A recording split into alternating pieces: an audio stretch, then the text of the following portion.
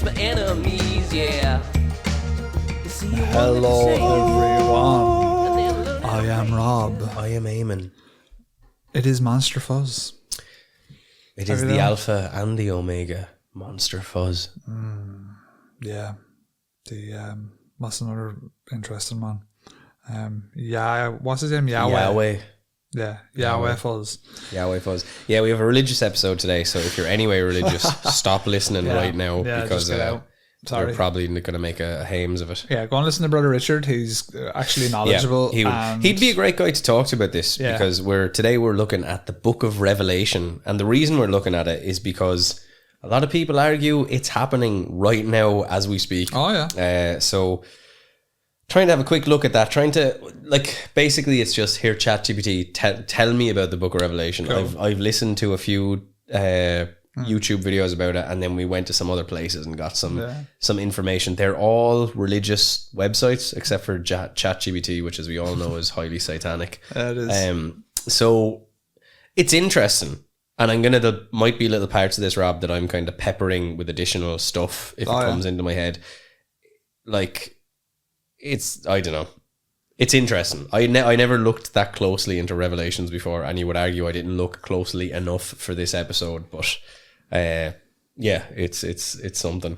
Cool, yeah. Sounds interesting. So if you want actual knowledgeable religious stuff, go and listen to actual knowledgeable religious people. Yeah. But you might also say, are we more reasonable than them? Because we're not indoctrinated into the religion. This is true. We can read the text. We haven't, but we could read the text. Can we interpret a summary of the text? I tell you, it is interesting. It seems to me it's the last book of the New Testament, right? Mm-hmm. Seems to me like they were running out of ideas, but whatever. Yeah, okay, so before we get into this episode, we'd like to remind everyone to check us out over on Patreon. That is the best way to support this podcast. You will get access to our Discord where you can hang out and chat. You'll get exclusive episodes and all of that jazz over there. You can pay for the year if you like to, so you don't have that annoying monthly subscription. Eamon, if they have any cryptid encounters, spooky experiences, or maybe religious encounters, where do they send them? Are you the Antichrist? If so, what better way to announce yourself than monsterfuzzpodcast@gmail.com? Send in an email. This like we said, look, jokes aside, I don't like doing religious based episodes to annoy religious people. Right. We're not necessarily religious people. No. We've thoroughly enjoyed any of the chats we have had with religious people on the podcast, so I don't want this coming off. It's a fucking comedy podcast about monsters, so this isn't where you go if you don't want to be offended, because we're joking around and we're shooting from the hip. But that said, a lot of people were saying to me recently, is this the end of the world? Oh yeah. Is it all falling apart? And someone made the link with Israel being surrounded on all sides, the Antichrist. The reason it really came up is there's a part in Revelations about the beast from the sky and the beast from the sea, and I was thinking about UAPs and USPs. USOs, yeah. USOs. Yeah. Did they change their name? Unidentified aerial phenomenon and unidentified submerged phenomenon. Maybe. I'm not sure what they're calling them now. So that's what got me looking into it. So I'd never really looked much into Revelations before. Kind of did a synopsis, listened to a few things. So we'll get into it. Revelations is like the fire and brimstone kind of stuff, right? It's basically it's like this is how the world ends. Yeah. And then what happens after the world ends, usually, according to the Revelations. That's it. Well, some people say it's interesting because we'll get into it a little bit, but some people say Revelations has already happened. Okay. This is what's left. We're the ones that weren't taken. Oh, that's cool. There's lots of stuff in Revelations about and we'll get into it a bit more where, half the planet is killed or a third of the planet is killed. 144,000 people are left in Israel. They talk about the earth, but I think they just mean Israel because that idea of a multi-continental earth when the Bible would have been written wasn't really in vogue. Pangea, that's it. Panpsychism. Pangea. It's written slightly after Pangea. Well, not slightly, quite a while after Pangea. They just wouldn't have gotten around that much, right? Yeah. So that's what they say is this is very Israel centric. And you could make the argument that the world has been very Israel centric for the past year or so. Really? You could make the argument. And maybe you would be out-argued, and maybe you would not. But we'll get into it anyway. We'll give you a quick breakdown. So, Revelations is one of the most popular books to discuss amongst Christians, allegedly. When I go to my Sunday school, I say, Father, tell me about the end of the world again, please. He says, gather round, children. That's just my father. Everyone has an opinion on when the famous events of the book of Revelation will take place. Preachers and parents discuss who they believe the Antichrist is and when it will be that he comes. Almost every disaster that has ever struck the world is seen as being a sign of the end of time. So think of the wildfires. A lot of people say that a lot of stuff in Revelations is more, again, there's a lot of stuff about stars falling from the sky. So you got to read this almost with a Nostradamus type attitude towards the language. So stars falling out of the sky, people would say, would be like a nuclear explosion or something like that, a nuclear missile. We get into this in a little bit, but all these, you can use earthquakes. There's lots of stuff about earthquakes and locusts. And that's like an old-fashioned, Yeah, it's that like, makes more sense to me from if you're going from a biblical standpoint, right? Because you're like, how did the Bible predict nukes? Well, if you think about even, so it's John is the guy who's sort of telling this and the visions that he sees, and he talks about things like, here's a weird creature with a lion's head and a giant spout of flames. Not class.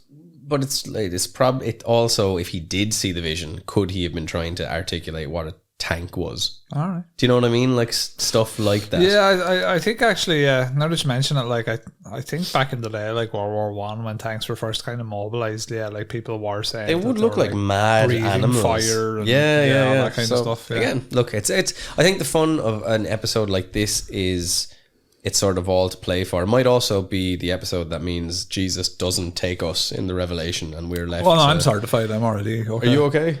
I was told already. Yeah. By who? Jesus.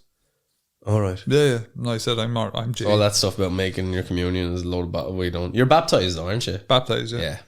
No, I says grand. I'm all right. Yeah. Well, I suppose when you do have I'm all right. Single line of communication to Jesus, that's I might need to ask you some questions later. Yeah, do. So most Christians most Christians assume that the events of Revelation are set to take place in some distant future. However, some argue that the revelation is happening now. We're going to try and bring that perspective to it. Still others argue that Revelation is purely metaphorical, or that the events of the famous book have already occurred. The four main viewpoints make up the interpretations of the end times that are described in the book of Revelations. I feel like we should have had Brother Richard here as a sounding board for this whole episode. I think we should do it first and then talk to him, erase it, and then get Brother Richard in. We can't let him listen to it though. So he might listen to it and be like, puny mortals, silly fools, silly plebeians. We'll be like, I'll send him the notes and I'll be like, here, Brother Richard. I think like, don't sully your ears with our shite. No. Like, listen, Brother Richard, obviously, anything that he describes to us where we have a sort of an inkling of an idea of the text from the Bible, he always like even we're like, is it true that they don't make everything canon? He's like, well, the reason for that is, and then you go, oh wow, that makes a lot of sense actually. So it's semi-possible that there'll be a Brother Richard DLC for this episode. Brother Richard Revelation episode. Yeah, there might be. Well, look, let us know. Obviously, we've just started the episode, but if you're into this, I think there's a lot. It's like a Nostradamus episode. There's a lot to think about, especially with the current climate we're in. That brings an extra kind of perspective to it. Yeah, it's interesting, right? Because a lot of these, and I wouldn't even, is it fair to even call them Christian, but a lot of these like cults that like masquerade as religious often say about the end times. These are like the lads who tried to sell you holy water for $20 a pop and give me money and God give it back to you threefold. Yeah, all the fire evangelists and all that sort of stuff. So like the fella in Cyberpunk who you see on the side of the street. Yeah. Have you seen Pan Am yet? She'll make you forget. I'm just about to get onto the Pan Am bit. It's just been revealed to me to go hang out with Pan Am. So cool. I'll be very careful in my answers when she asks me a question. Absolutely. So, what is the Book of Revelation? What is the Book of Revelation? What's it even about? We have the answers here. The Apocalypse of John, it's otherwise known as. Yeah, it is the final book of the New Testament, and it has highly symbolic visions of end times given to the Apostle John while he was exiled on the island of Patmos. Here's a breakdown of some of the themes and structures that would be deemed as key, you know.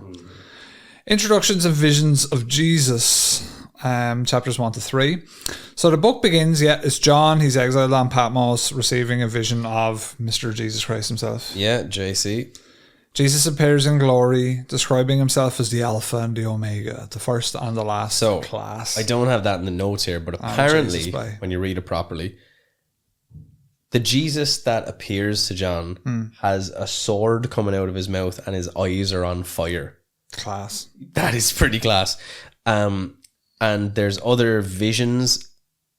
And so what one of the videos that I saw about it said is that almost like Plato's cave, what we see is a manifestation of reality, if you like, but it's not the full. So this is kind of between the spirit realm and the real life. Class. So Jesus, he has a double-edged sword coming out of his mouth and his eyes are on fire. It's pretty cool.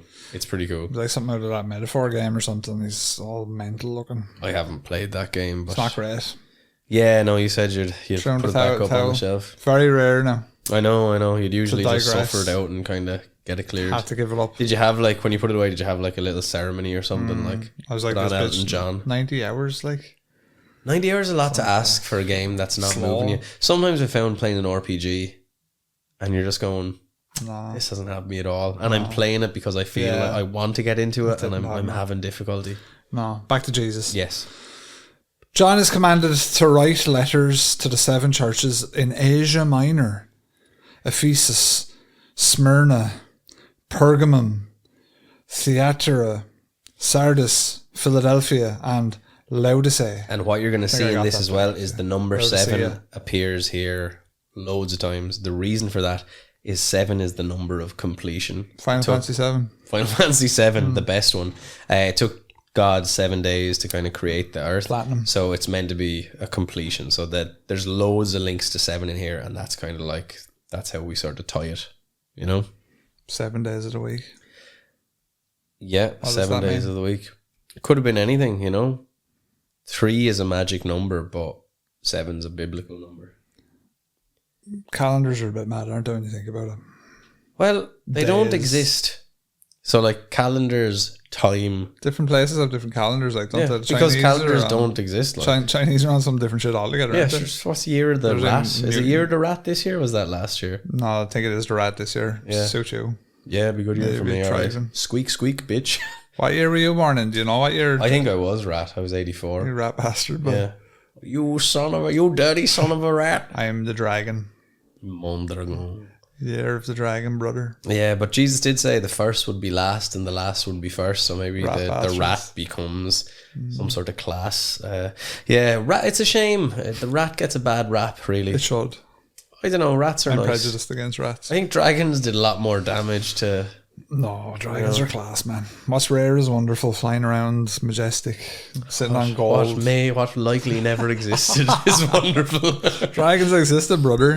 Get with it. Well, I tell you one thing: if all the rats in the world came together to sort of create some kind of super rat, it'd be scarier than any dragon. I'd say the dragon would destroy it. No, the rats would be the rat would be inside the dragon in no time. No, dragon would be fucking flame throw them out at all them stupid ass rats. There's too many. No, they've already seen everything.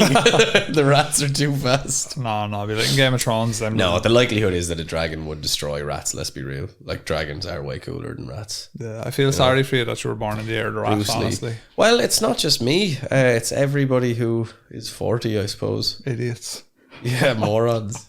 Why? Rat bastards, lads. And when you think about it, I had very little control over when and where my parents fornicated and copulated. I don't think I could let a child be born in the year of the rat. Well, interestingly, be honest, when is the next year of the rat?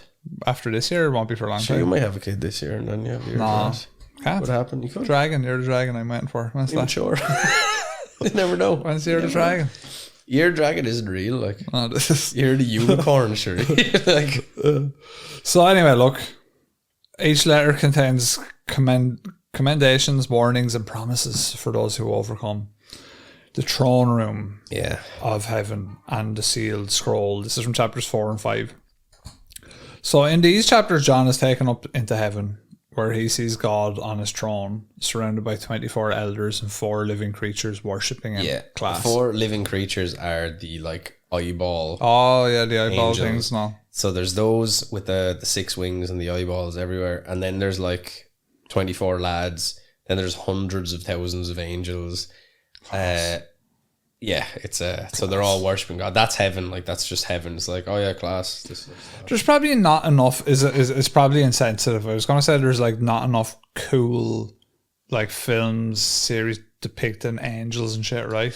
Not in that cool way. Like it's there like should be like because it paints such a vivid like class picture, and you're like, this. There should be more of this, but then it probably is. You know, like you don't where get they much of it Hollywooded at all. up. They had like Legion, and they did some movies where it's like a fallen angel, fucking breaking lads up or whatever.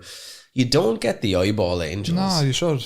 I think you should. Yeah, It's like a spinning disc of eyeballs or whatever it is. It's like a DVD with wings. Yeah, and a lot of eyes all just. But it is, if you ever see like the depiction of their class looking, but the jellyfish UAP looks a little bit from a distance.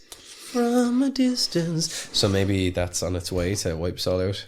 So there's also now a scroll of 7 seals, and that's held in God's hand. Only Jesus, the Lamb of God, is worthy to open Now, it. in this case, in this depiction of Jesus, he is the Lamb of God here.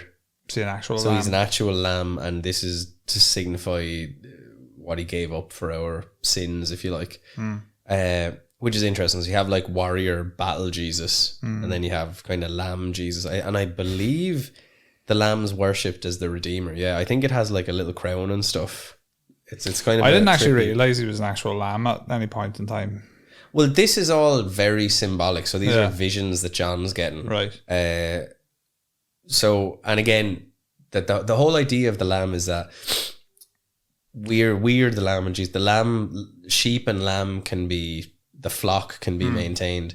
The reason that we've talked about this before in the podcast, the goats are satanic, is because goats are unruly and you can't, the shepherd, so Jesus is the shepherd, we're the lamb, but then he's the lamb here and he's the Redeemer. I don't know. They're just trying things out. But so just, to play devil's advocate a bit here, like, yes. So John, like, what happens if John has a dream where he's like shifting his ma or something? Is that a vision or is it just a bad dream? Well, all of these might have come from John having a dream where he shifted his ma, and then he had to like reconfigure what the dream meant. He was like, my ma was actually a dragon and it had fire eyes. Just out of curiosity though, like, because well, I suppose they're not dreams, right? They're visions. So he's awake when it happens. Yeah, and as well, you have to remember he's one of the apostles. Like, yeah, do you know what I mean? So he's been through the weeds with our Lord. Yeah, Jesus, like Matthew, Mark, Luke, and John. God bless the dead I lay upon. I actually get confused, if someone has an apostle name, which is very common in Ireland, I get just mixed up between all of them. So if someone says to me like, my name's Matthew, like, hello Mark. Yeah. Yeah, I'm like, guy's Paul or something. Yeah. Paul and Mark is a big problem for me. Mark, Luke and John, they were the main guys. But Paul, there was Thomas, doubting Thomas, who put his finger into the wounds of Jesus. Tomasz, if you're from Poland. Tomasz, Łukasz would be Luke, I suppose. Yeah, Łukasz. Those boys very Mariusz. Mariusz, yeah, is that Mark? I think so. The Mariusz. Matthias, would that be Matthew? Yeah, probably. Yeah. Says we're figuring lots out today, aren't we? Well, imagine Pedro. 2 men halfway through life figured out. If you're Italian, Pietro. You're Peter. Pietro. Is how Mark you say is it? Marco. Marco, the Italians here. Luco. John is Jono. Jono. Man, it's mad. We figured out a lot today. Yeah, We've doing a learned lot. Lots, just like the Da Vinci Code. That's a lot like the Da Vinci Code. The Seven Seals. This is where it starts to become gradually more metal from this point.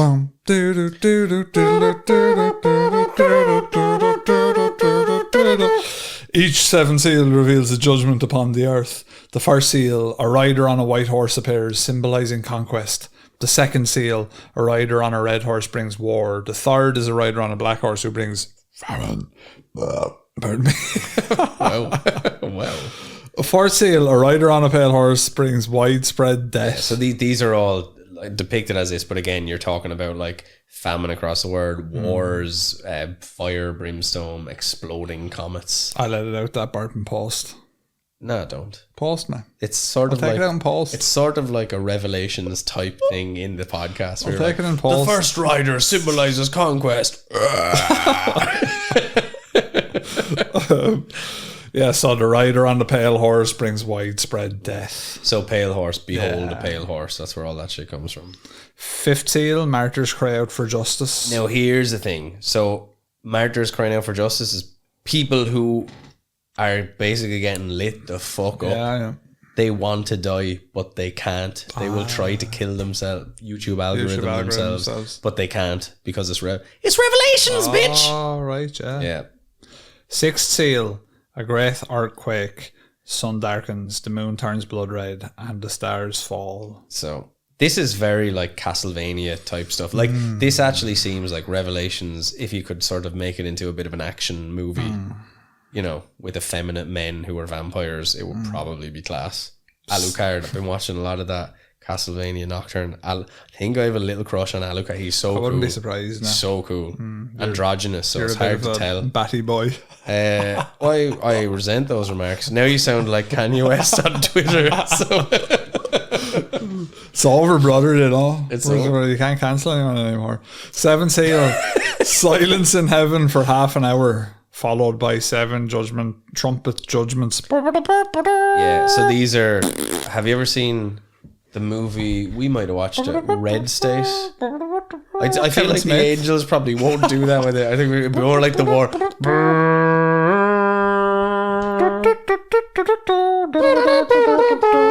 It would be like heaven having a sense of humor, though. Imagine that playing the Cantina song playing as asteroids destroy everything. You watch your family burning to death. It's kind of a fun way to go. All the angels just appear in the sky around you, giant But they angels. all look like the little weird lads serving the drinks like behind the bar. Yeah. That'd be cool, wouldn't it? Class. I think it would be fun. There's kind of a fun thing about the Cantina music and just great tragedy. I think what makes it even funnier is I think that's a clarinet Yeah. rather than a trumpet, but maybe it is a trumpet. What makes a documentary on Auschwitz much more watchable is to put on the Cantina music. That sounds like something Kanye would say. Well, I don't say anything on Twitter. No. For fear of what my fingers voice communicate. So it's spooky, and there's a lot of, man, do you know what? It's not good. No, Revelations. Well, Revelations is great. I've just figured out that Revelations is not good. Yeah. You know, we might have to be concerned. Revolutions. I think it's good if you're taking sort of, if Jesus puts his arm around your shoulder and walks you into eternal life. That's nice. He won't like that. He won't like you singing songs like Morrissey is not going anywhere, I'm afraid. He doesn't deserve to hang out of Alex. No. Leave him where he is. Irish blood, English heart. Oliver Cromwell and denounce the royal line that will salute him. Speaking of the royal family, I did think, speaking of the royal family and Trump and many things in this episode, I did like that when Trump was asked if he would deport Prince Harry, he just said he has his hands full with his wife and just moved on. Some dude. I think he's got enough problems with that wife of his. Very pretty, but very problematic. 7 trumpets, Simon. Am I reading or are you? I'll go into the 7 trumpets. I was wondering. So the first trumpet, I was just vibing, man. I was just like, should just say what you want from now on. We see how the episode goes. You were in the pocket, were you? Yeah, I was in the pocket. Right. So they're all doing the trumpets, the 7 trumpets. The first, I knew this would happen whenever we have a serious episode. No, Jessica, your legs are gone. Is that a gargoyle eating your legs? Oh God, no. What other songs would work with this song? There's not many. There's not many. Cantina it is. Cantina it is. So the first trumpet, hail and fire mixed with blood. That's class. Shit. That is a summon.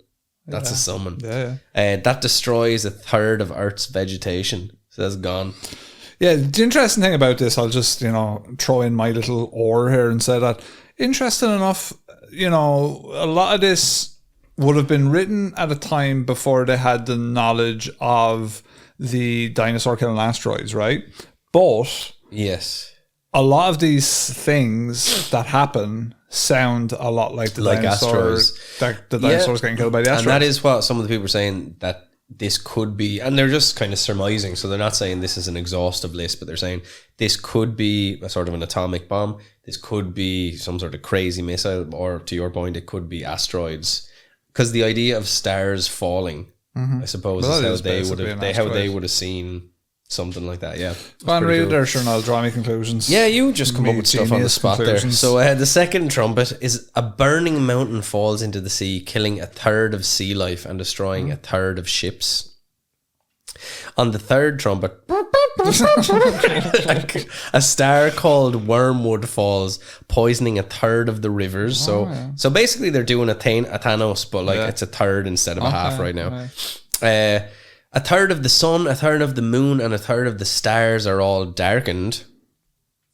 This one's pretty cool. This is when it starts getting bad. This is the first woe, the fifth trumpet of the first woe. It's like we're doing the sin, the kos in maths. Demonic locusts are at their release. So one of the angels gets a key and goes to the deepest point in the other realm, and they open this thing. And these mad locusts are they're like lion-faced winged locusts with gnarly bodies and stuff. And they're just like, going after everybody. I'm all for that. So that's pretty cool. And of course, as they're doing it, it's like, which is pretty cool. So they'll torment non-believers for 5 months, which I believe is enough time to turn anyone into a believer. Whoever's left at the end of the 5 months being, it's fucking bullshit. 5 minutes. I appreciate I appreciate them sticking to their guns. The sixth trumpet.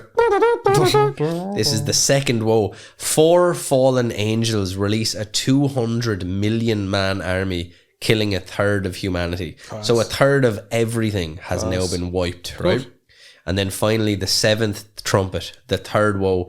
The kingdom of God is proclaimed, and the final judgments begin. So,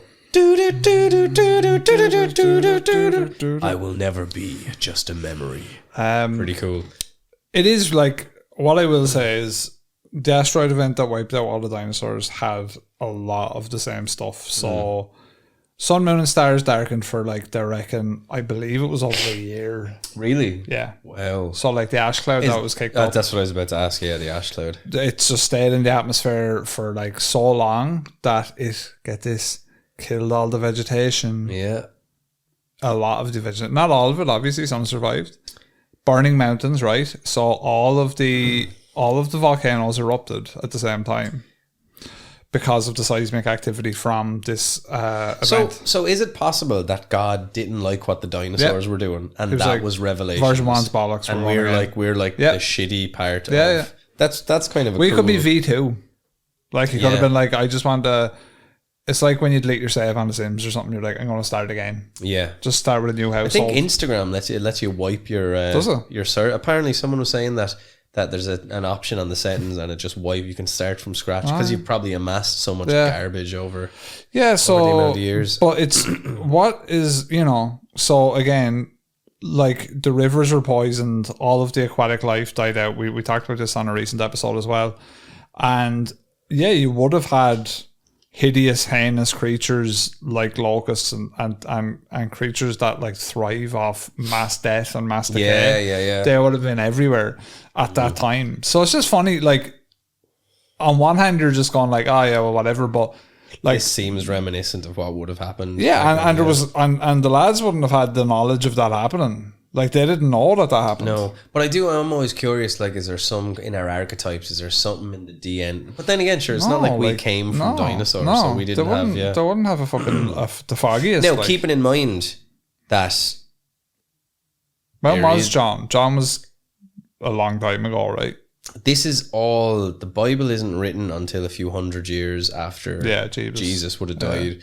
So, assumedly, John would have been dead by now, I assume. I think I'm assuming that he is John from the Bible. Yeah. Was it John who was the crows cried 3 times and he denounced Jesus 3 times? You're asking the wrong man. So I believe, I could be wrong, it mightn't have been John, but the idea was that Jesus said, "You will denounce me 3 times on my death." And obviously everyone was like, "Who's hanging out with Jesus? Yous are dead."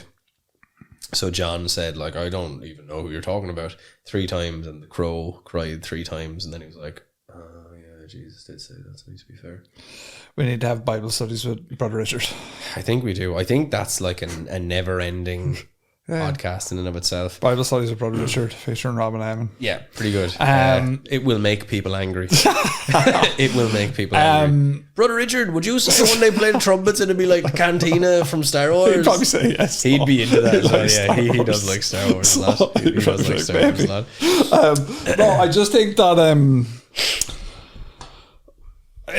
that to me is fascinating. It is actually really interesting because that they would have had similar ideas about what happened back then. Yeah, just because, again, keeping in mind, in this there is no evolution and dinosaurs. Yeah, like there's no mention of dinosaurs in the Bible. So if you're going like proper, what if it's a thing where like God is like, we can't let them know about the dinosaurs. They were too cool because it's revelation. Yeah, this is we're like the creation. Like, if everyone knows about that happening, then it could cause problems. If you consider to an extent, like I think we're actually solving the Bible here tonight. I think we've got it. Yeah. But I think you're right. If you consider, like, we can't understand how the Earth used to be run by dinosaurs. No. We can kind of get our heads around hairy men and Neanderthals and all that sort of stuff, but we can't really get like giant dinosaurs, just dinosaurs, no trees, only dinosaurs. What? So maybe to your point, that is a kind of a whole stage of life that's wiped out completely. Obviously, there are people that know more than us going mad right now listening to this. Don't write in. We warned you at the start. We've actually revolutionized. There are people. Everything. There's probably theologians being like, "Oh my God!" Like, just as the moon eclipses, when we figured it out, like that's what. That's it.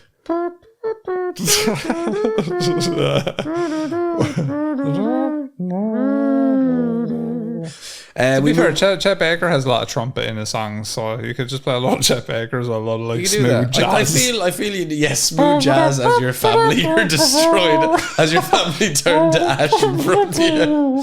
I believe they played Sexual Healing when Pompeii happened. I believe, when I get that feeling, I want sexual healing. Nuts, I'm telling you, brother. Listen. Pretty cool. We move on to chapter 5, which is the war in heaven and the beasts. Right. Section 5. This chapter is 12 to 13. A vision of a pregnant woman, Israel, is pursued by the red dragon. So the red dragon is Satan. He's a 7-headed red dragon. Obviously, 7, loads of 7 stuff. I believe that the dragon is trying to eat her child, which they say is Jesus, but he manages to get away. Everything is grand. John, obviously a fiend for the hallucinogenics, but this is his vision. Wait, is the woman called Israel? That's her name? Like, yeah. Oh, okay, interesting. Like I was saying, all this, like when they say Earth, when it's all very Israel centric, because that's the promised land. Interesting. And now that it's about to be turned into a casino, let's see how that goes. The Mar-a-Lago will be classed. Yeah, brilliant. So Satan and his angels are cast out of heaven. Now here's where we start getting into some stuff. Oh shit. The beast from the sea rises. That's the Antichrist. I am an Antichrist. He gains global power. We also have the beast from the earth, the false prophet. He deceives people into worshipping the beast. Then the mark of the beast, 666, is introduced. No one can buy or sell without this mark. Oh, right. Then we get into the 7 bowls of God's wrath. Right. So these are God's final judgments on the wicked. The first bowl, painful sores afflict those with the mark of the beast. Right. The second bowl, the sea turns to blood, killing all sea life. Rivers and fresh water turn to blood. The sun scorches people with extreme heat. That's the fourth bowl. The fifth bowl, darkness covers the beast's kingdom. You must never go there, Simba. Yeah. The sixth bowl, The Euphrates dries up to prepare for Armageddon. And the seventh bowl, a great earthquake and hailstorm devastate the earth. So, yeah, again, interesting. Bit of God's wrath there for you. So, there's the fall of Babylon. Babylon the Great, representing a corrupt world system, falls. The world mourns the destruction of its wealth and power. Heaven rejoices at God's righteous judgment. So, like, a lot of time, like, if you were, like, super biblical, I don't know, would you be like, you know, say all the stuff that's going on in California and all that, like, Babylon, This is it. There's so many natural disasters that... Yeah. And you could make the argument that... Like, if New York flooded. Yeah, well, I suppose LA is a bit of a... You could argue it's a Babylonian type place, I guess. The world mourns destruction of wealth and power. Heaven rejoices at God's righteous judgment. The return of Christ and final judgment. Jesus returns as the King of Kings, riding his white horse, leading heavenly armies class. Yeah, it's pretty I'm cool, all on isn't it? for that now. Behold a pale horse. Yeah. The beast, Antichrist, and the false prophet are thrown into a lake of fire. Where do bad folks go when they die? Into the hells. They don't go to heaven where the angels fly. No. They go to a lake full of fire and fry. Is that Johnny Cash or something? See him again at the 4th of July. I don't know who originally did it. It was on the Nirvana Unplugged album. Oh, yeah. Satan is bound for 1,000 years while Christ reigns, the millennial So this kingdom. is the 1,000 years of peace. Okay. Yeah. After 1,000 years, Satan is released for a final rebellion, but he's defeated and fucked off into the fire. Yeah, so he's easy work Again. for Jesus at this point. This is fire eyes, sword mouth Jesus. He's get like, out of here. get out of here, bitch. Idiot. He's like fucking when the Green Ranger turns into the White Ranger. She's just Yeah. like, bitch, get the fuck out of here, you idiot. I With his made flute. you. Like Tommy when he turned into the White Ranger, forget it. Like, When he turned into the White Ranger. Because he was just play a flute. And then it was like, whoa. Yeah, I think that was the song they wanted to use. yeah, Tommy, fair play to him. He's dead now. Yeah, jeez, that was a big blow. People were upset about that, yeah. He was the White Ranger was cool. Class. Had a relationship with the Pink Ranger. Bit jealous of him about that now. I think we all were. Yeah. We all- But I mean, when you kind of look back, Trini might have been the catch there, actually. Which one was Trini again? She was the yellow. They all, to be fair, The yellow one. like What you said? she was the Yellow Ranger. Oh, yellow Ranger. But it was like if you look back on the way that they color coded people, it was quite kind of. You had like the All American fella was like the Red Ranger, the Black Ranger was the Black Ranger, the Jewish lad was the Blue Ranger, the girl was the Pink Ranger, and then the Asian one was the Yellow. It's like, whoa, come on, guys, calm down here. Tommy was class. R.I.P. Tommy. Hopefully he would actually be alongside Jesus on a white horse. Kind of had a sort of a biblical look about him, to be fair. Yeah, it's a cool dude. MMA fighter. He had a decent enough record, actually. Yeah, it wasn't too bad. Yeah. R.I.P. Rip. Hope he's up there now with Jesus planning fucking sort everyone out down here anyway.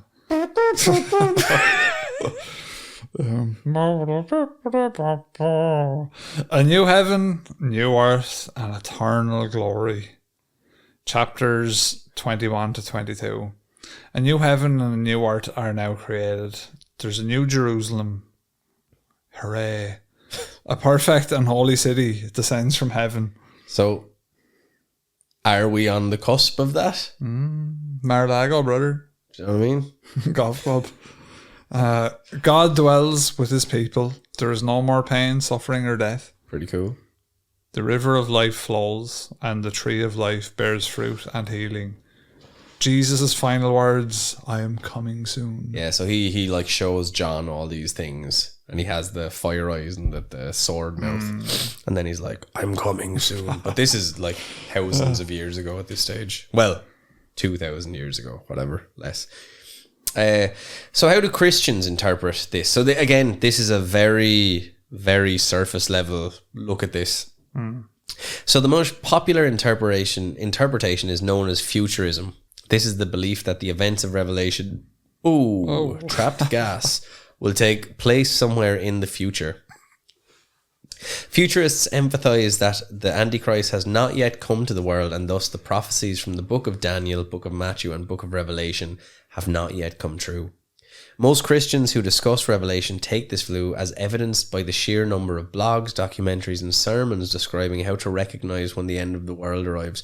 I never got a sermon about how to recognize when the end of the world arrives when I was, like, I went to Catholic Mass hundreds of times. Never gave me a sermon on that. I've only been to about 8. If you factor in funerals, now you start to get up there a little bit more. Aye, but the funerals are all like... If you're talking about actual mass, 0, I think I've been to. Yeah. Literal 0. Well, the funerals they don't really focus so much on the word of God there. It's more so like the passing of the person. So they're always like, he was fond of a drink, which just meant he was a borderline alcoholic. One thing I will say is I've had communion. I'm not communionized. Well, I don't think you're going to survive Revelation, sir. I think that's a big, like... Nah, Jesus knows, man. That's consecrated. Nah, Jesus knows, man. That's consecrated. Jesus knows. When Literal, I went up, it's like burning a €50. There's no point in you eating that. There's no point. It was grand. He was like, have a sample, brother. It's okay. Yeah, I don't think he likes you saying that either. I said, Jesus, I'm afraid of being judged for not having the holy distance, wafer. I'll hear, Jesus, when I go to bed Jesus. tonight, I'll hear down around Tesco. I just coming for you. But sure, I had to have a bit of fucking wafer, like. Yeah, the first time I got proper wafer, because when I was doing my communion Christ, training, brother. you gotta get to communion. Well, it's just wafer until it's body of Christ. I had it when it was the body because of of Christ. that, you had transubstantiation, not consubstantiation. The flesh. I know, and without getting communionized. I'm communionized because I had it, I think. I don't think that's how it works. Oh no, I think it is. Well, I think you snuck in there. I don't know if Jesus wanted it to work that way. Backdoor communion's going on. It's on my terms, Jesus. No, I let your body when I'm good and ready. I had to go for training, like a load of training before I didn't need training. communion. Jesus knew with me. He was like, just get in the queue with these idiots. And what age were you when you got your communion? When I had it, like, without. I've had it a couple of times, bless you. Excuse me. Holy man, I do, I have a cold, so... Bless you, Eamon, bless you. Thank you. A couple of times. In my teens. When you were old enough to know better. It's just a bit of communion, like. It's just tasty. Like skips. It's not tasty. It is like skips. No, it's not. It's not at all like prawn cocktail flavoured skips. It's not remotely like it's like skips. You take that back. I resent my dad that. gave me hiding because when I first got my proper communion, when I made my communion, I put out my tongue. My whole family was there, and I was sitting down with my cousin who was 2 years older. I was a big lad. So I came out. Yummy breakfast. And my dad bet the fuck out of me in the church. It's not fucking breakfast, you miscreant. Well, sure, that was Karl Marx. There'd be no fucking church for Karl Marx anyway. There is no church for Karl Marx. There was no communion. Well, the communion was handed out evenly to everybody to eat for the week. We all taken outside and shot against the walls with an AK-47. My dad had a weird affiliation for all the people that nowadays everybody hates. He'd run the cup on. My dad was all like, Obamacare is class. Pull him up on it now. No, now he's a big capital. My dad's like, what is the problem? Allow me to throw money at this problem until it disappears from me. So he's no longer, he's a very generous man. Yeah. I think he believes in the ideas of communism, but he's seen the reality. He was gonna, was it Powell Potts? He was gonna follow Mousy Tongue. 2 of them probably.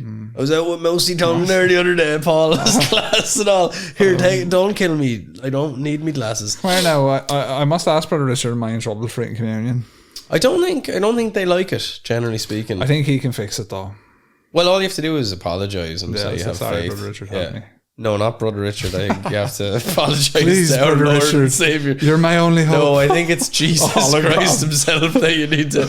Princess Leia. You're my only hope. You're my only hope, Brother Richard. No, it's grand, man. That's cool. I've had maybe 3 or 4 communions. Gratis.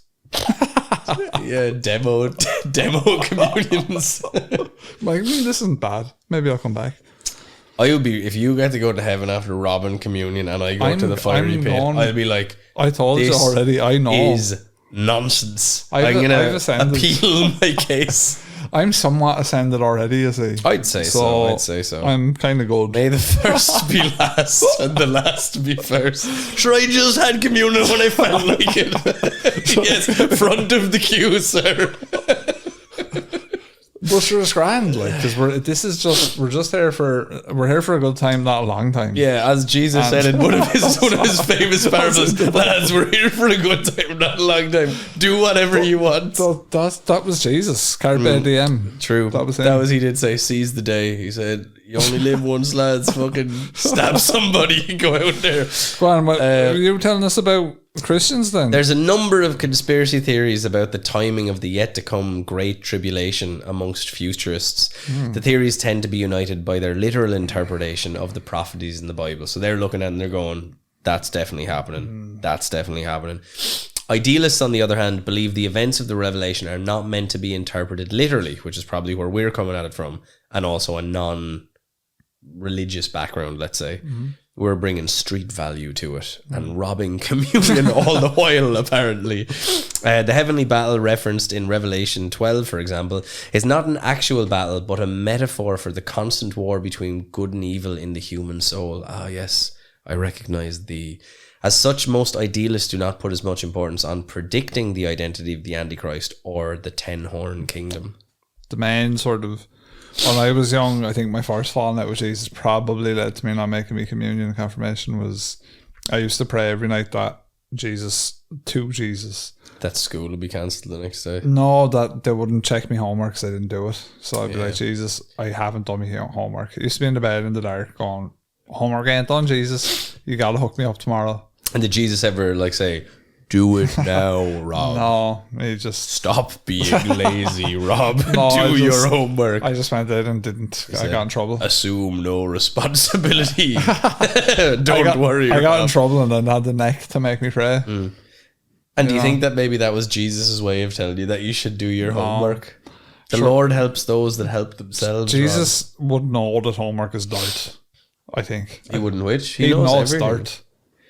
He'd be like, homework is stupid, lads, actually. I think Probably that would never be had first. homework himself. Exactly, that's what I'm saying. Yeah. He'd be I wonder like, if they gave much abacus homework back in the day. this is a question, like, do you think Muslim looking Jesus, do you think he was doing homework? I'd say he was. Well, Jesus was he a would have scholar. studied, yeah. He would have studied. Jesus knew what was up. Yeah, I don't think they did a lot of school. But I did read books, like, I was reading Famous Five and all.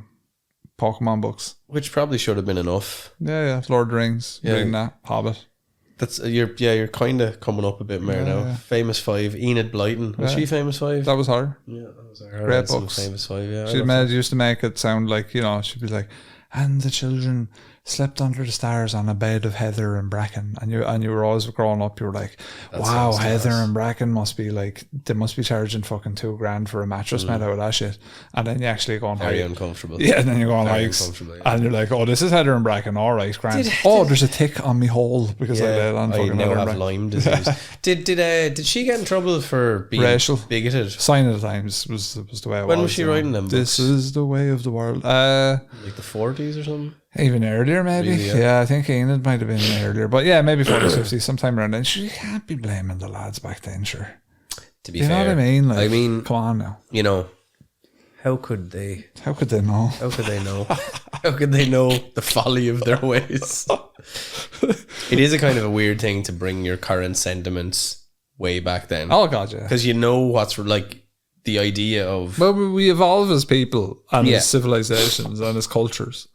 So, like, yeah, you expect antiquated views from people of that era because that was the era. Like, my granny and granddad have loads of antiquated views, and everyone's granny and granddad do. Yeah. But you don't pull them up on it and go, you're not it's time to get woke, granddad. A man can be a woman and a woman can be a man, and we can compete in anything we want to compete in, and it doesn't matter. I'm fucking demosexual. I don't even know what it means. Yeah, and you just go, that's fine. I respect that you're from that time, and I'm not going to try and change you. I'm just going to let you live out the rest of your days happy. Yeah. And I'll respect your views because I know that, you grew up when there was fucking horse and cart fucking going around the place.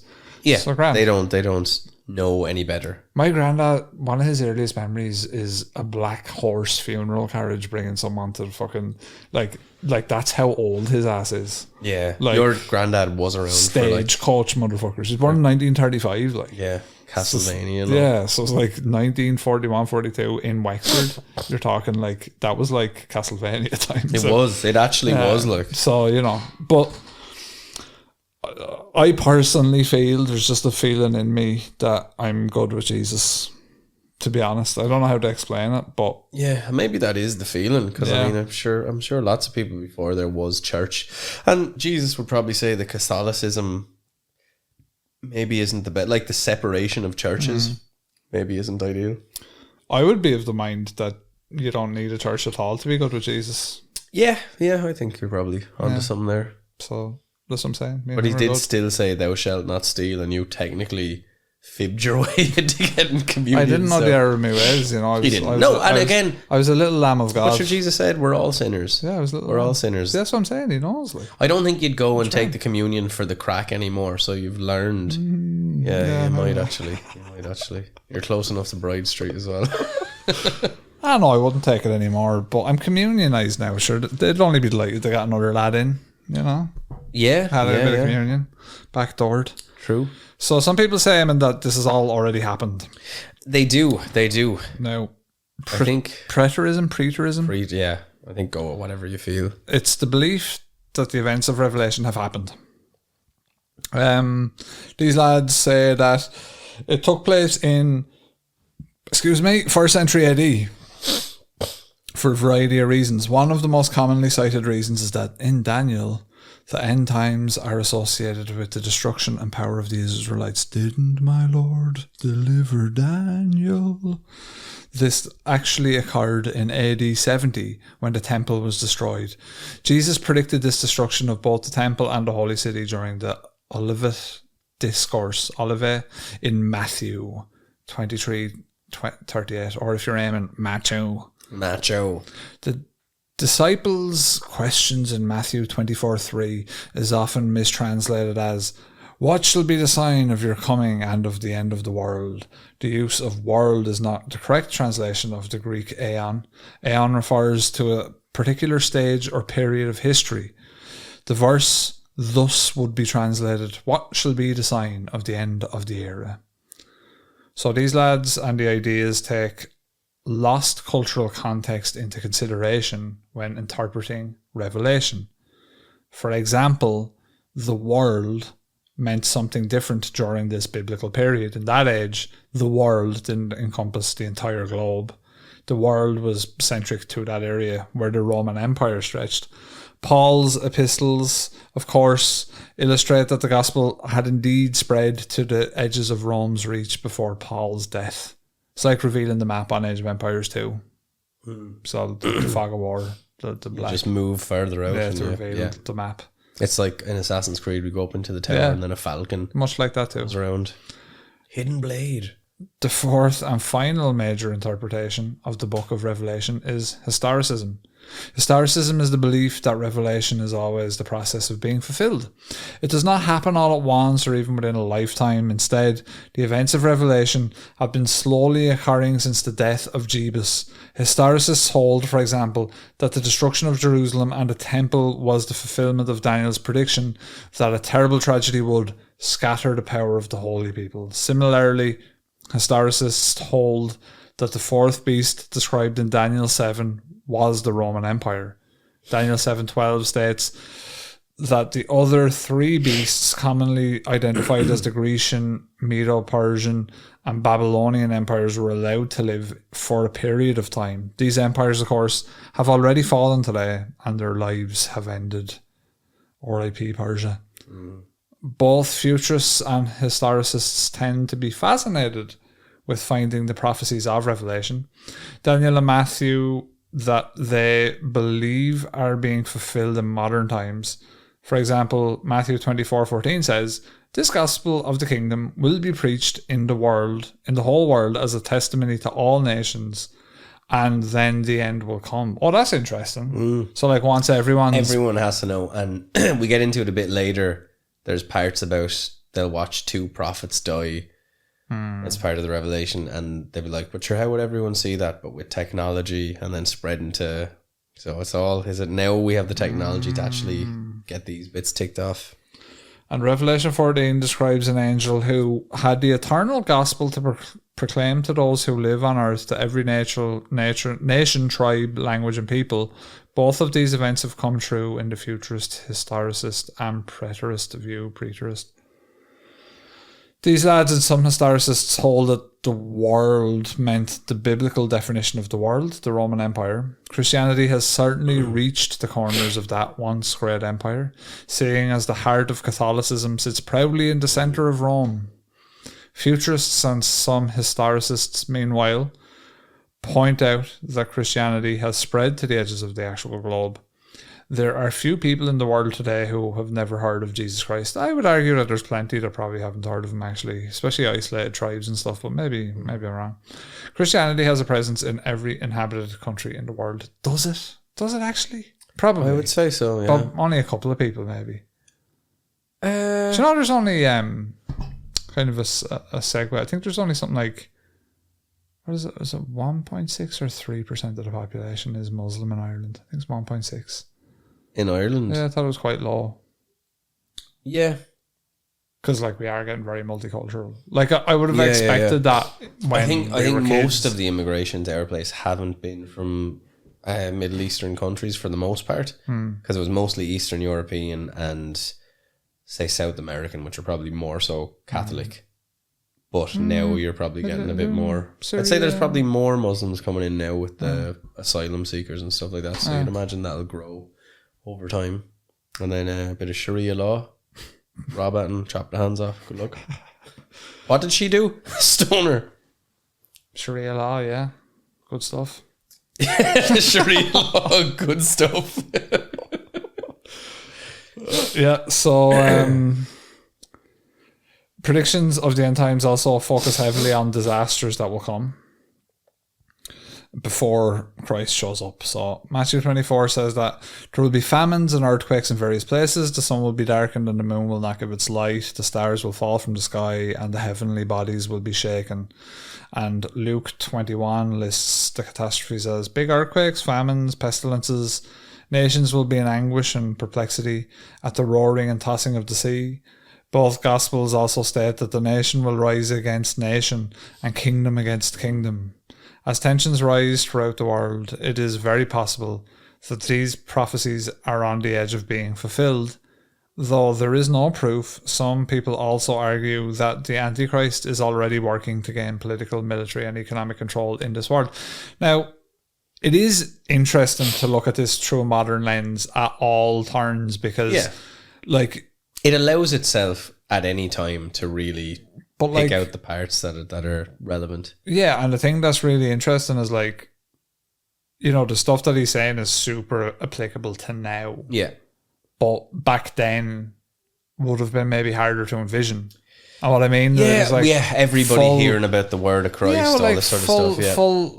Full nations at war, like nations at war was a thing, but like they're talking about kingdoms at war. I mean, I suppose it was a thing, but they would never have seen war on the scale we're seeing it currently. And we haven't seen war to the scale it would have been 70 years ago. Yeah, because like back then you would think like, you know, wars between nations like would have been tiny, in comparison. Yeah, but, absolutely, yeah.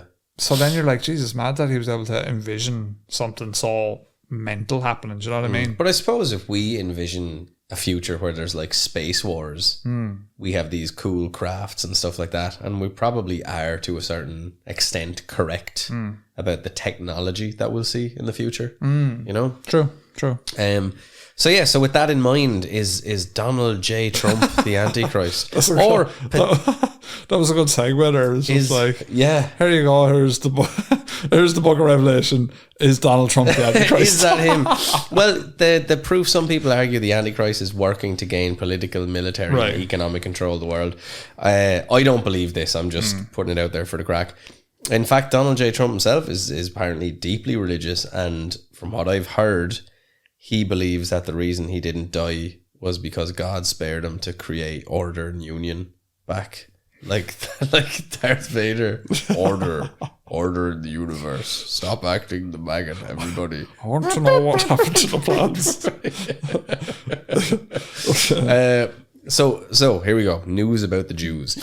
So Israel is, Watch out. as we said, unsurprisingly at the center of Revelation. Almost the entire Bible takes place within the Promised Land. It was there that Abraham was promised descendants beyond counting. It was there that the Israelites returned from Egypt, and there that Jesus was born, crucified, and resurrected. It's no surprise that Israel would have also been an essential role to play in the end of time. So as I was saying, when they were saying earth, they might have just been talking about Israel. Modern politics have begun to mirror this focus. In recent years, the state of Israel has been increasingly at the center of international attention. As is warned in Revelation, most of that attention has been openly hostile. Oh boy. Because as we were saying earlier in the show, this is the time that there's a lot of backlash against Israel as a state, not necessarily the Jewish people, but Zionists. Listen up, Jews. Oh gosh. Leave Jesus alone, assholes. It's coming for you, bud. I'm telling you, it's over the airwaves. You may be misinterpreting what they're trying to say to us. They did that last time. Now, interestingly, the Jews don't believe that Jesus has come at all yet. Oh no, I'm not sure. They don't think that this has happened yet. Oh, they'll believe our right in time. Well, this is New Testament. That's what I'm saying. Listen Jews, up. the Jews are like, take that New Testament back to the shop with you. Leave us with the Old Testament. The Torah. You give meats. Give me the Torah. So, since the creation of Israel in 1948, they've fought and won no less than three wars, 5 international conflicts, launched at least a dozen smaller operations, and dealt with near constant terrorist attacks. When I'm saying this, I'm not saying this in a and they're right to. Well, yeah. I think there's a lot of complexity there. Most of the surrounding Arab states have openly called for Israel's annihilation, and attacks on Israeli civilians by terrorists are common. January 6th. No, that was the capital. October 11th. What was October 7th? I don't know. The international community also tends to deal more harshly with Israel than almost any other nation on earth. So they do they? Potentially have some reasons for that. Well, our president was like, Israel dirt though.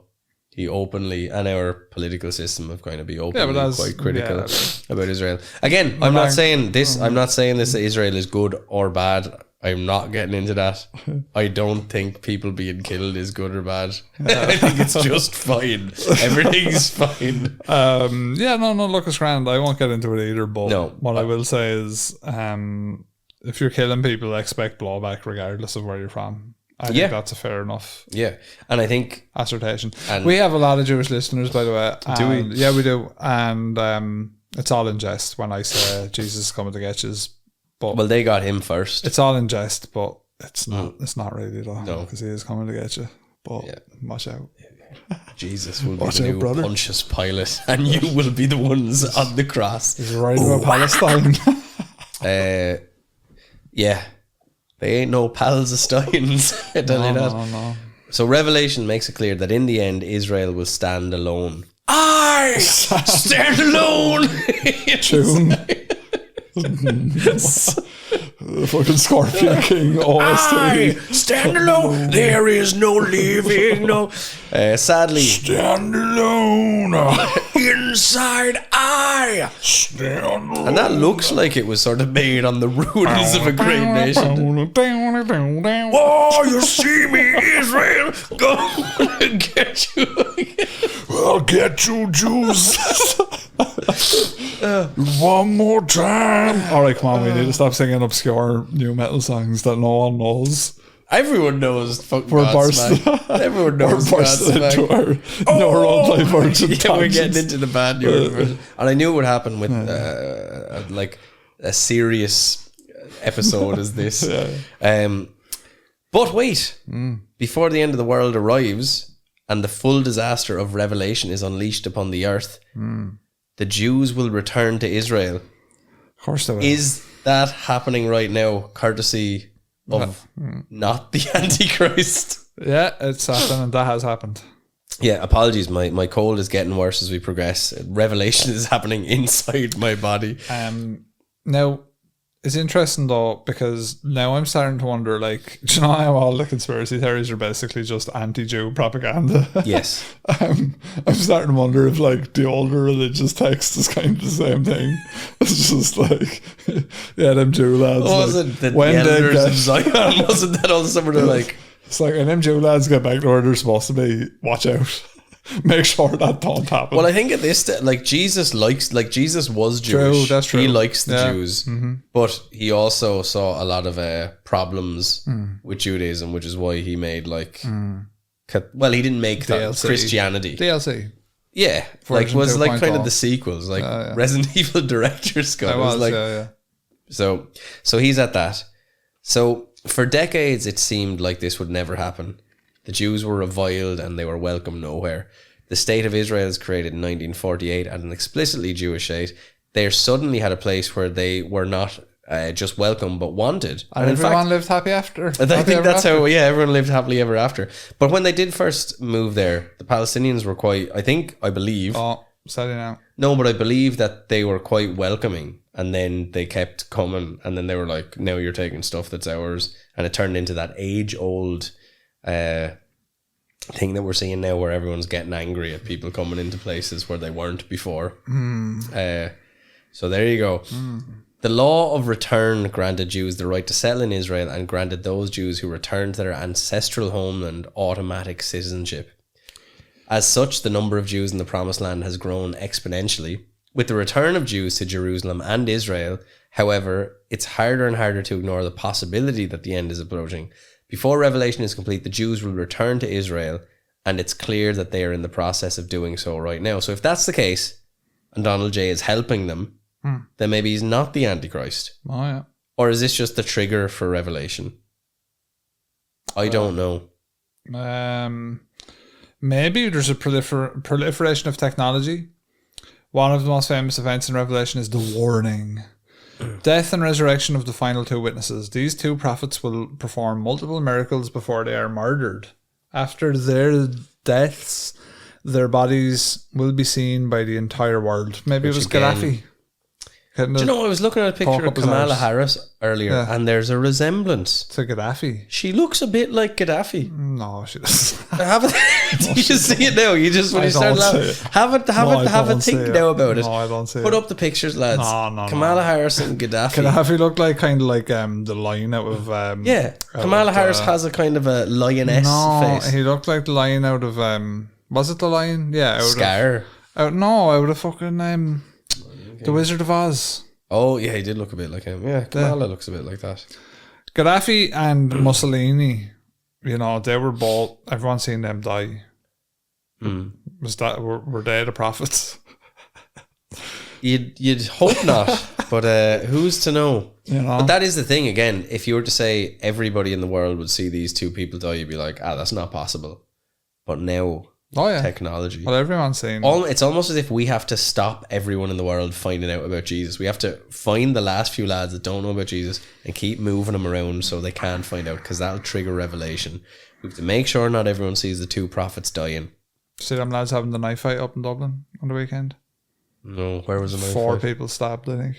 They were all just stabbing each other. It was like that Spider-Man meme, but with knives. Me. Yeah. Well, look, that's the one good thing about having sort of strong gun laws. More knife crime. Pretty cool. So there's an idea that everyone all over the world would be able to see 2 people lying dead in a city hall halfway across the globe. Actually, no, it was laughable when Revelation was written. Travel to a city 50 miles away took days.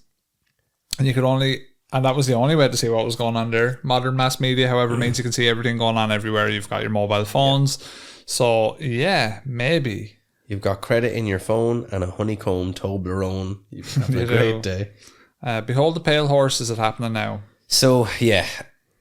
So, the fun part of this is like the beast from the sky and the beast from the earth. Mm-hmm. So, many people speculate about that, and it's probably the most fun bit for a podcast about monsters.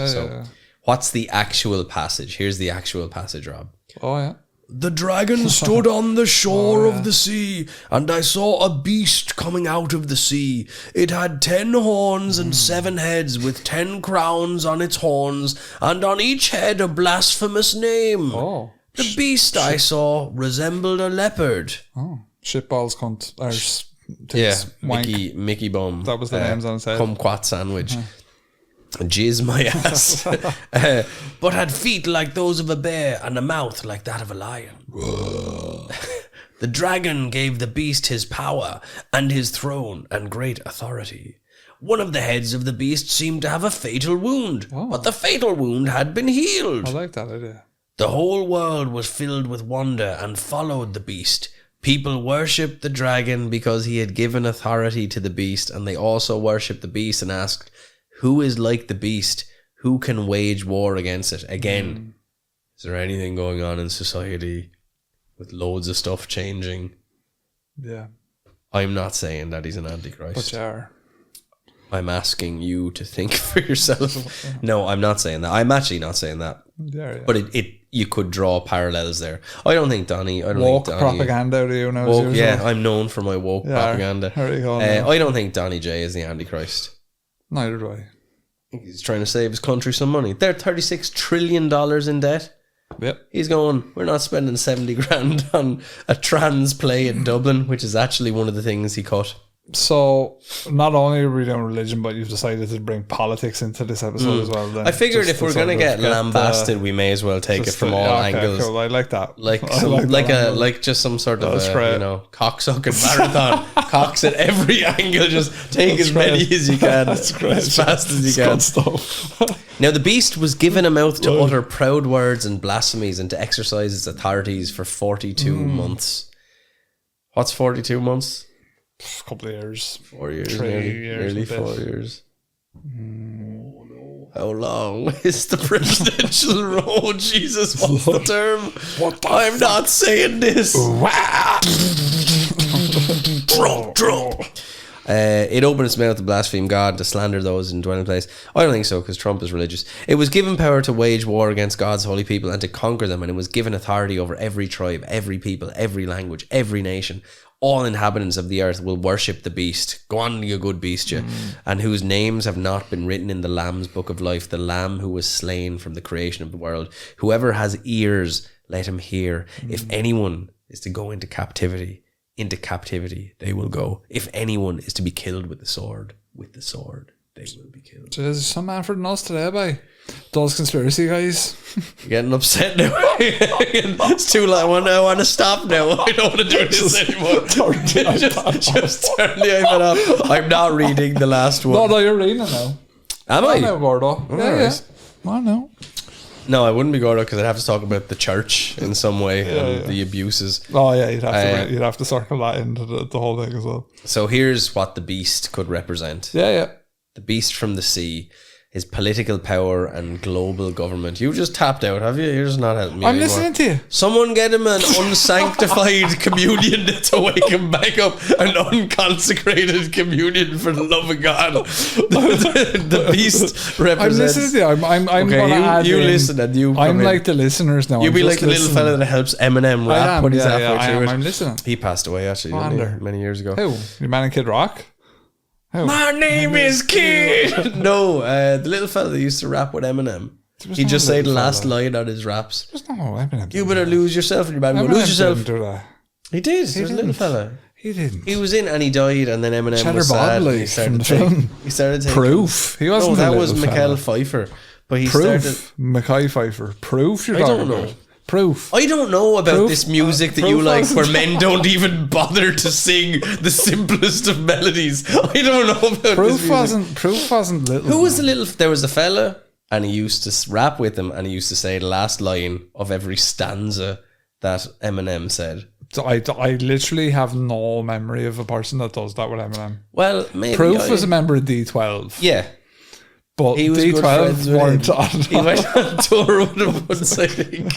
He went on tour with him once. I don't know what you're talking That was about. I what. think There was a you're little dumb. fella that used to do that. A little fella. Well, that's because I have to read all these notes by myself and write them. Sure, next Gordo. week I'll do the camera and fucking edit the podcast as well. I come up here and clean your windows It's for the those night. conspiracy guys. We're here for those conspiracy learn guys. about Look, the beast and all. I'm Rob having has the dinner been now. work today. Yeah, go on. The beast I'm here. represents powerful global leaders or systems that dominate politically, economically, and militarily. Who does that remind you of, listeners? What am I saying? Am I saying anything at all? I don't even I know don't think so, anymore. yes. I'm overworked and underpaid, like most of us.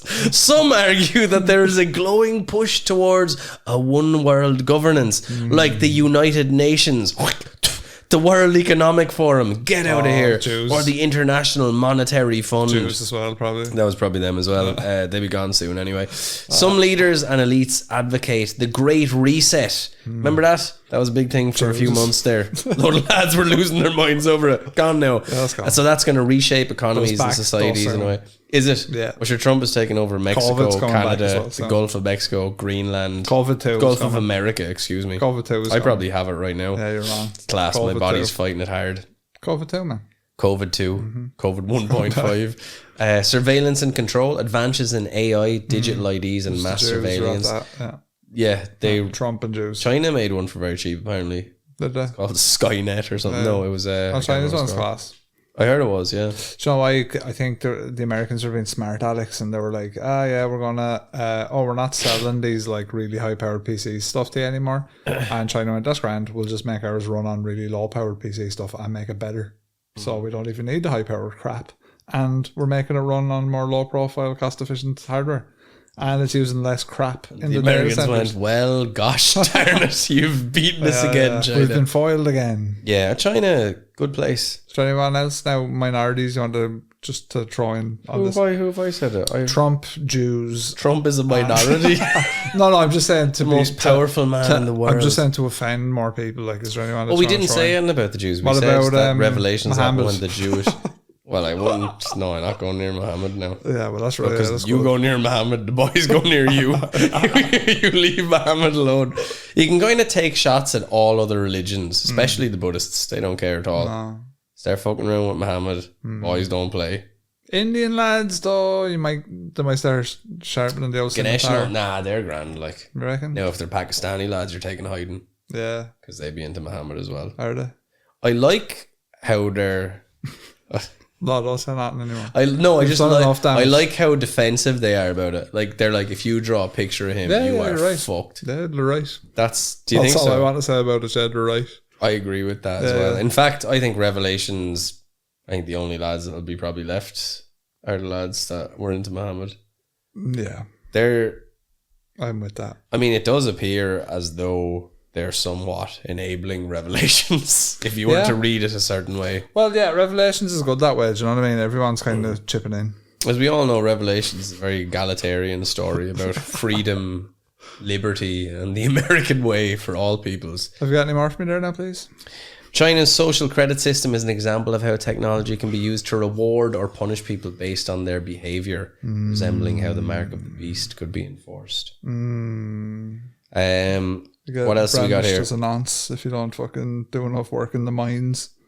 You Yeah. get no social credit. And you're not a musician from the 1970s, so It's like, you don't get away with it. If you don't work like 70 hours a week, then you get a nonce tag on your fucking I'd say avatar. everyone would just be like, let's all just, and then you'd weed out the actual nonces. So everyone would become a nonce. Would Is you, that what you're saying? if everyone, if you're like, if we don't work at all, And we get then the same shit, We're all but nonces. we'll all just but- get called nonces and be like, Yeah, I mean, if everyone's down for it, like, we're all on everyone's board. a nonce, no one is. It's like the 70s rock scene, you know?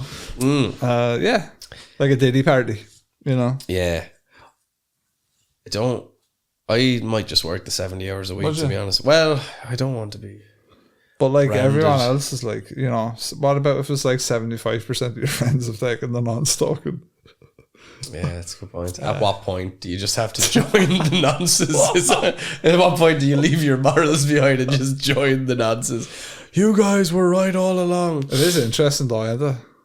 Because like you can do some amount of social engineering with that, like with that idea. Because like, well, it's like it's one of the worst things you can do. It's horrible because you're just commodifying like everything about human. So like you can go like, I'll just give you some kind of example at a really like sort of easy level. It's like, let's say someone's a hard worker and like they get like a hard worker gold badge on their profile.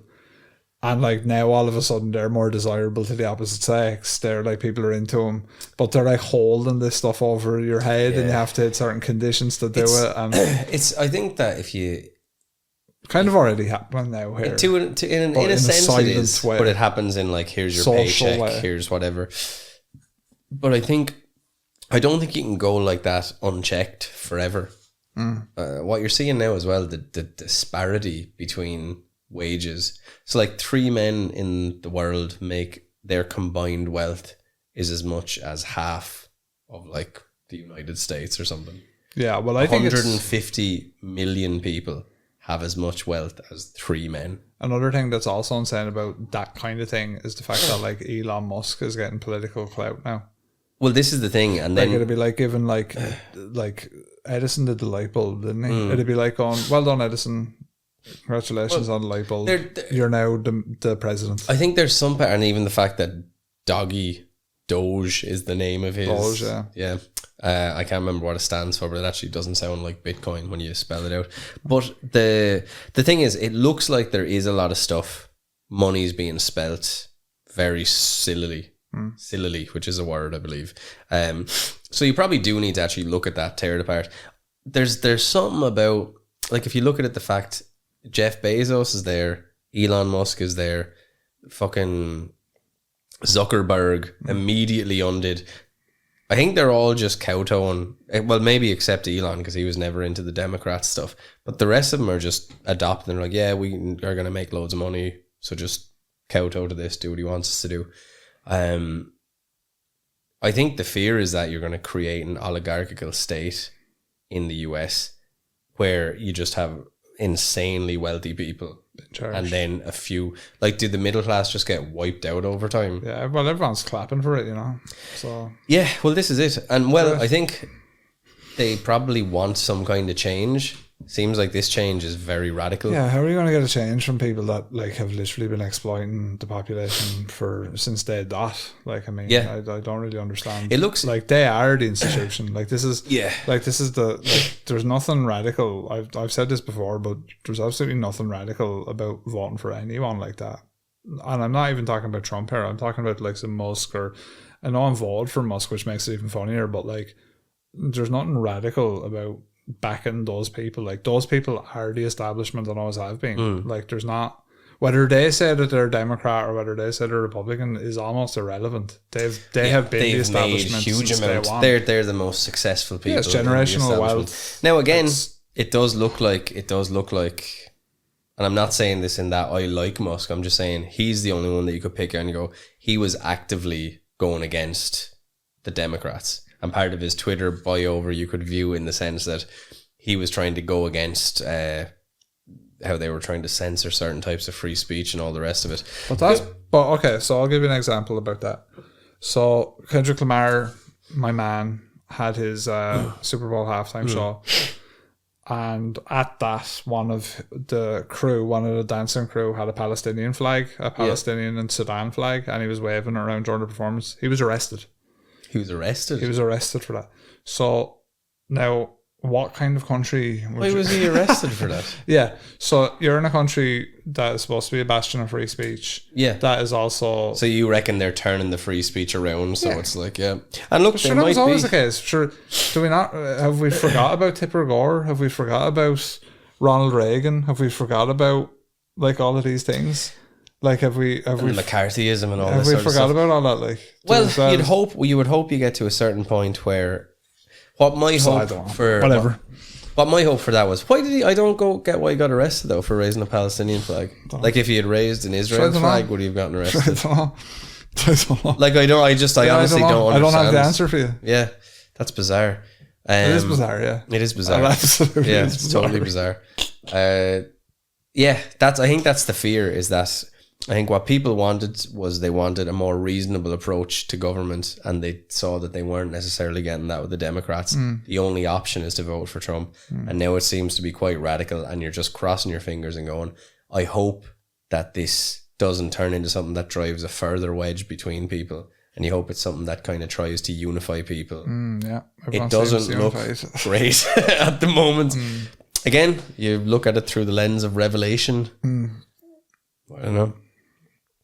There's a few things that seem like they're afoot. I don't know. Yeah. I don't know. You have to remember, folks, as well, we're just speaking our mind on these things. This is how we feel. Again, we aren't a political podcast. If you want your politics, go and listen to fucking some gee bags that talk about that all day. I know, and we don't understand the full scope of everything. We don't sure who look does, into. really. Yeah, no one does. That's something that's something that gee bags will try and say to you, to try and like put you down or say that you're not qualified to talk about anything. But it's like, no, I'm qualified to talk about anything. Because that's what politics is. The people, if you're allowed to vote, you're allowed to talk about politics, dickhead. Yeah. Ultimately, look, you have to hope that whatever they're doing over there, they're making real radical moves. You have to hope that it's going to be better for America than it is for anyone else, right? We're not American, so it might have knock-on effects for us in Europe, for sure. They might pull out some of the tech companies here, which is going to devastate our economy. It'll wipe out our middle class anyway. Yeah, that's for sure. So this is the whole thing. So look, we're getting buggered. So is that going to happen? I don't know what it's going to happen.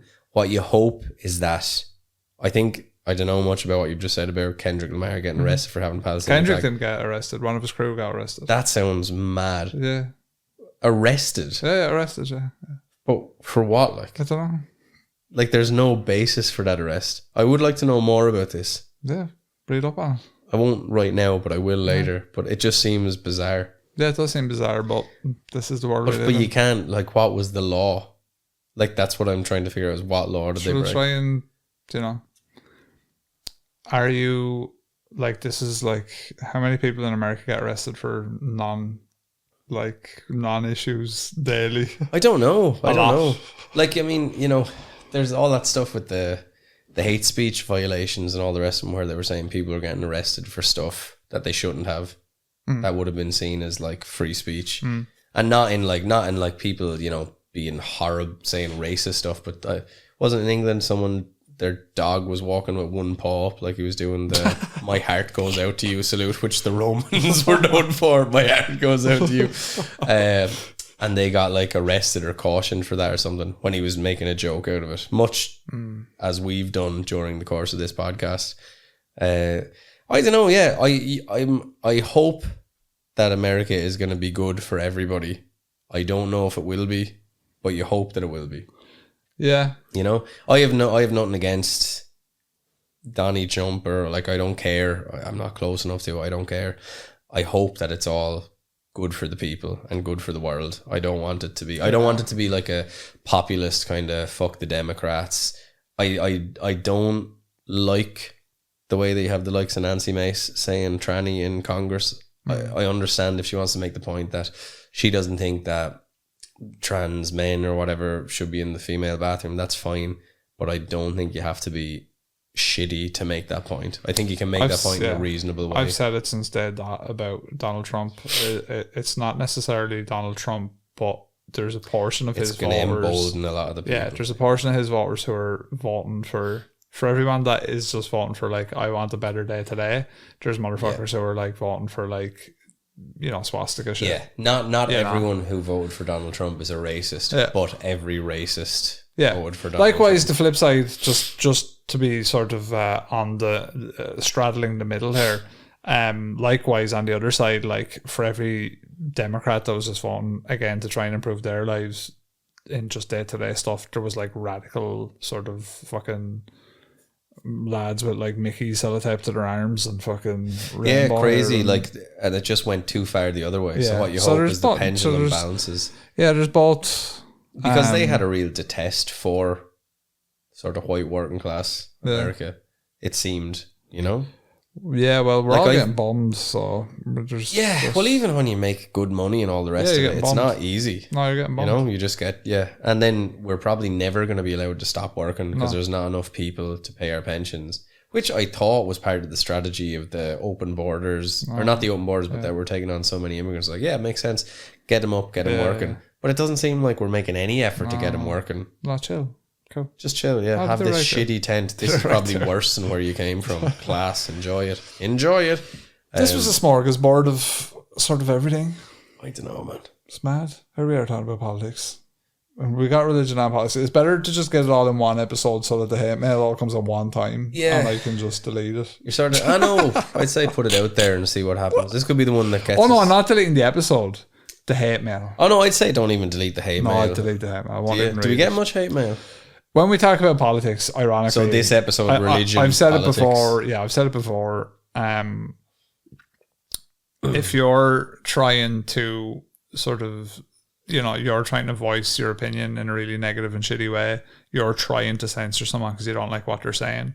You're trying to say, no, I don't want you saying what you're saying. You have to stop doing that. I'm gonna give you a bad review and I'm gonna complain. Well, I think there's part of that, but I also think you're allowed to say someone's shit. Yeah, you're allowed, but you're allowed also to clap back. Yeah, the great thing about freedom of speech is it goes into the marketplace of ideas, which whoever is making the most sense hopefully comes out on top. Yeah. And you would, again, I'll have to look into that. I certainly don't like the idea of someone getting arrested for having a Palestinian flag or any flag. But sure, Donald Trump has said that the Palestinians have to leave Palestine.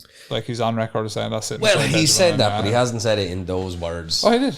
No, he said, why would anyone want to live here? Yeah, they gotta go. Find a place. He didn't say they gotta go. He didn't say they gotta go. Look it up. No, I've seen what he said. I did, so did I. Yeah, but he says why would anyone want to? He doesn't say it in like they can't. He says it in a way that's masked. I agree with what you're saying, but he says it in a way that's like he's going, why would you even want to live here? We'll get him a better place. It'll be grand. Yeah, great. But he's not like, get out of here, don't come back.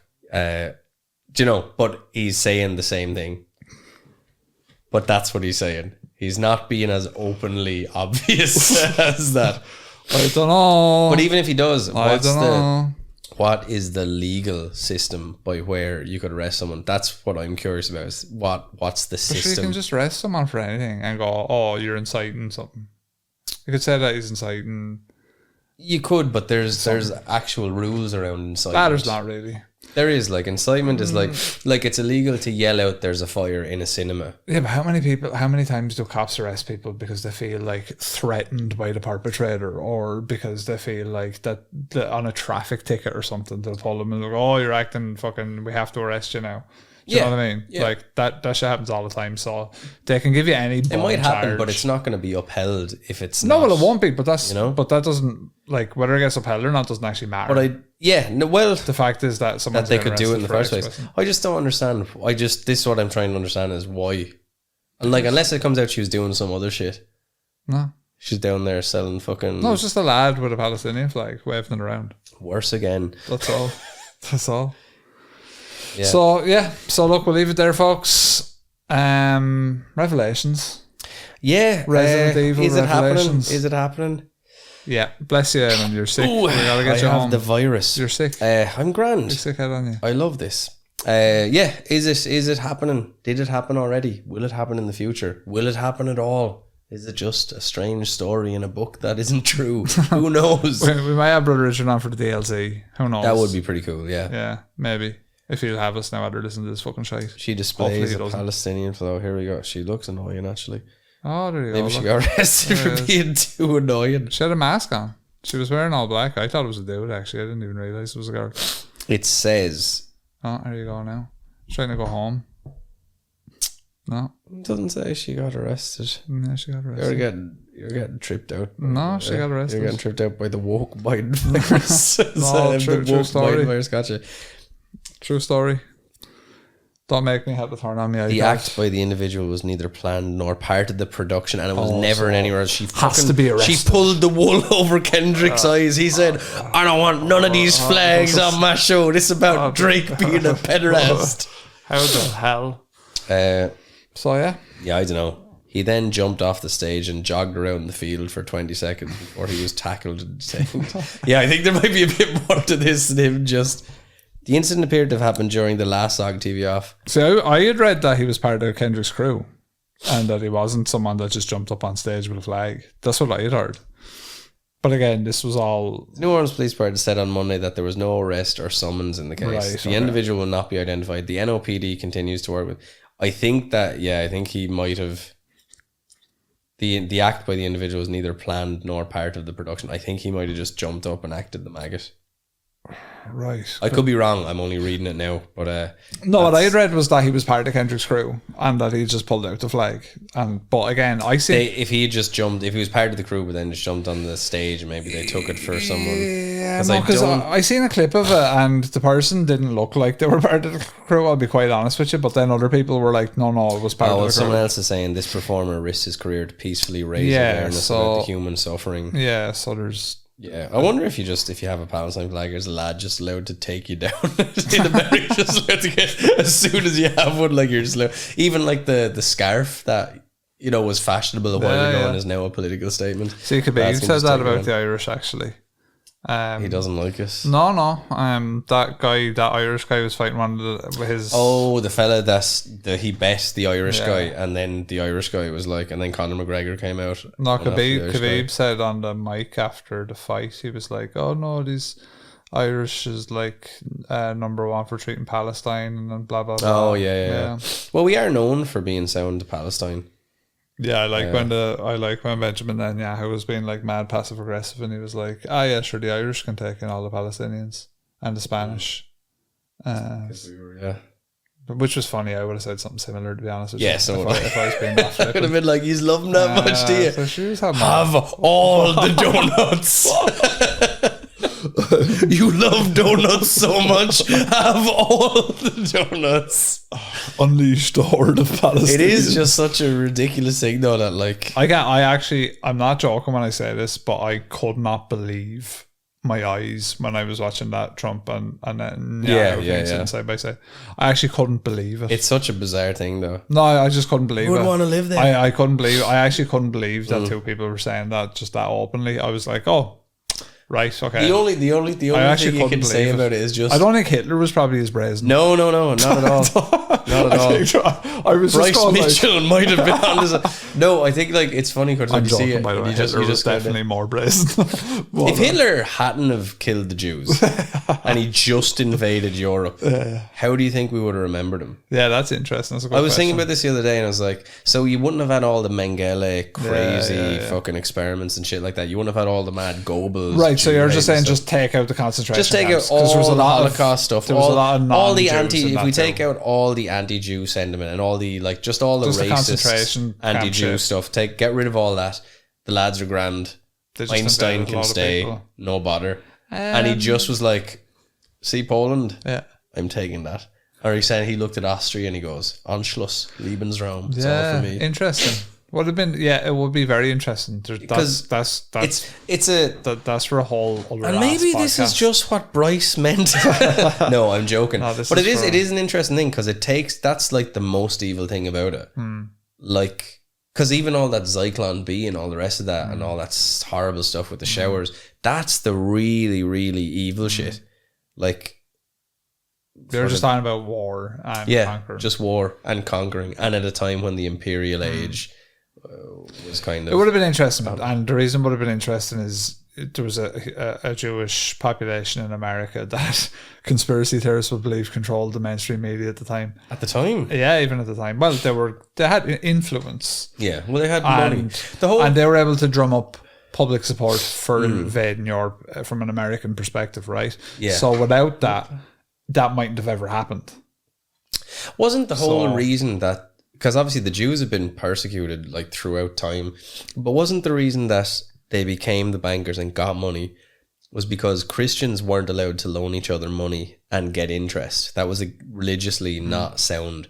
So you would just have to get the same amount of money back. But the Jews were allowed to loan to non-Jewish people and get interest. Right. And so from there, the genesis is that they were able to sort of build wealth. I don't know. I don't know to what extent that contributed to everything, but... I hear that's How are we an hour and 45 minutes into talking about the Jewish banking system? I don't know. And then literally talking about it as if we've studied it when we heard one thing in a pub 8 years ago, probably. Let's get out there. Yeah. I've been aiming. Revelations. Is it happening? Is Donald Trump sound? The Jews are cool. Arabs are